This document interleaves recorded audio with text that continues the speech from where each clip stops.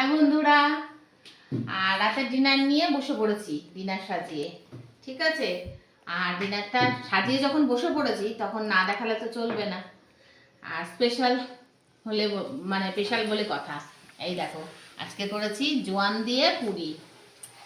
জোয়ান দিয়ে পুরি।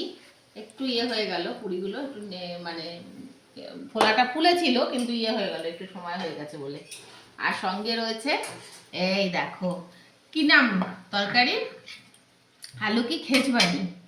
হ্যাঁ, এই যে আলু সিদ্ধ করে একদম রোগান উঠিয়ে টক দই টই দিয়ে ধনে জিরে ফোড়ন শুকনো লঙ্কা টমেটো টক দই ধনে পাতা সব দিয়ে হিং আদা কুচি সব দিয়ে এই তরকারি। দেখো একদম রোগান উঠেছে, কি তরকারি, লাল একদম কাশ্মীরি লঙ্কার গুঁড়ো দিয়ে করা হয়েছে।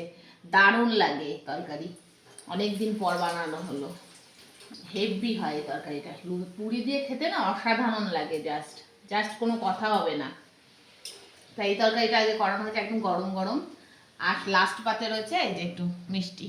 ঠিক আছে বন্ধুরা, বাবা আর আমি খাবো, জানো তো ছেলে তো খাবে না।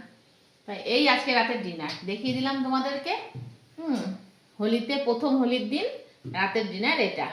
ঠিক আছে, ছেলে বলছে মা হোলির দিন কি খাওয়ালে কি খাওয়ালে, আমি ঠিক আছে এই খাও।